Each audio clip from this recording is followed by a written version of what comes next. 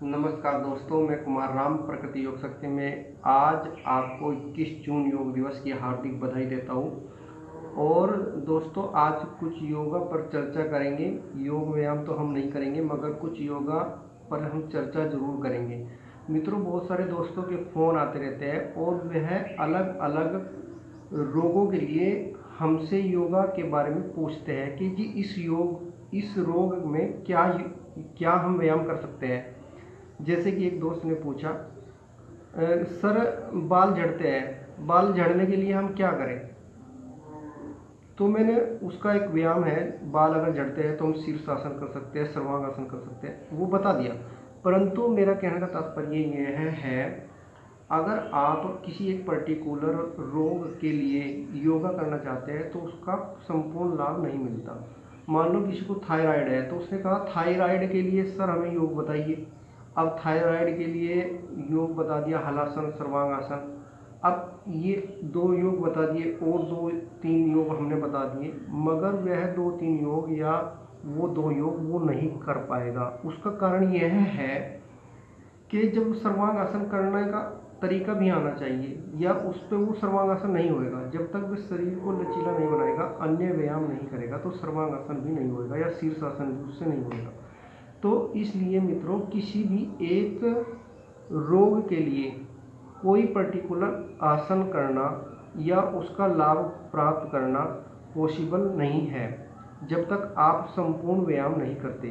तो अगर आप किसी बीमारी से ग्रस्त हो और उसमें आप योगा से लाभ पाना चाहते हो, तो आपको संपूर्ण व्यायाम करने होंगे, सूक्ष्म व्यायाम से लेकर और सभी तरह के सभी शरीर के अंगों के सभी तरह के योगा आसन आपको करने ही होंगे, तभी उसका पूरा लाभ मिलता है।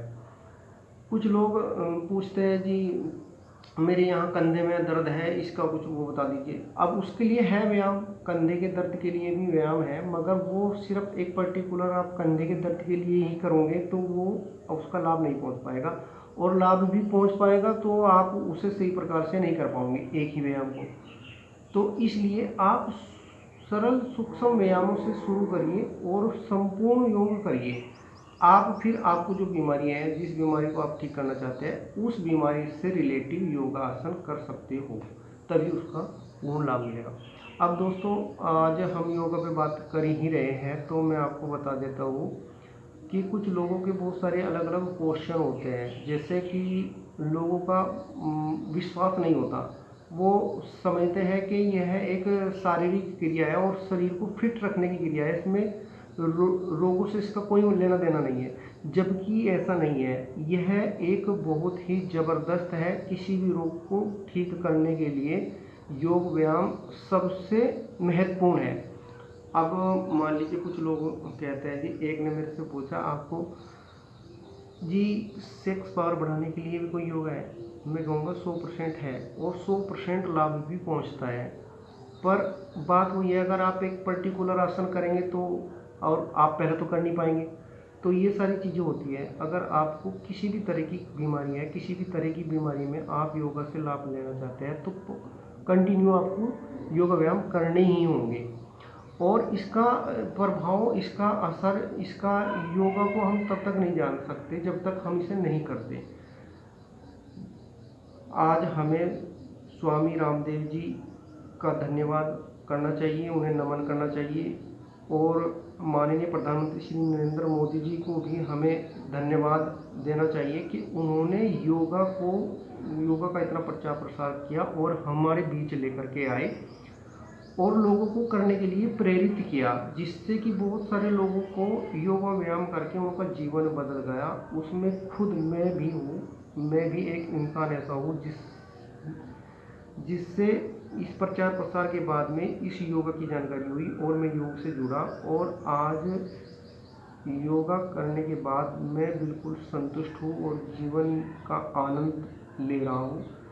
और मुझे बहुत ही आनंद आता है योगा से जुड़ करके, योगा करके, योगा के विषय में बता करके, और किसी भी चीज़ की मेरी इच्छा अब नहीं होती, व्यर्थ की कोई चिंता नहीं होती। दोस्तों, मैं एक बात और बता देता हूँ, योगा से मात्र बीमारी ही ठीक नहीं होती, आंतरिक जो समस्याएं आदमी की होती है, ईर्ष्या का भाव होता है, घर में झगड़ा रहता है परिवार के साथ में, और किसी से द्वेष हो जाता है, किसी भी तरह की इस मानसिक स्थिति परिस्थिति में क्रोध जैसी स्थिति रहती है, तो वो सब चीज़ों से इनसे छुटकारा मिल जाता है और जीवन एक आनंदमय हो जाता है, आनंद ही आनंद रहता है। तो योग से आप मैं समझता हूँ कि योग जो है सबसे पहले आदमी को आदमी बना देता है। तो मैं यही चाहूँगा आज योग दिवस पे आप सभी का शुभ हो, मंगलमय हो, योग करें और आप आदमी बने। नमस्कार।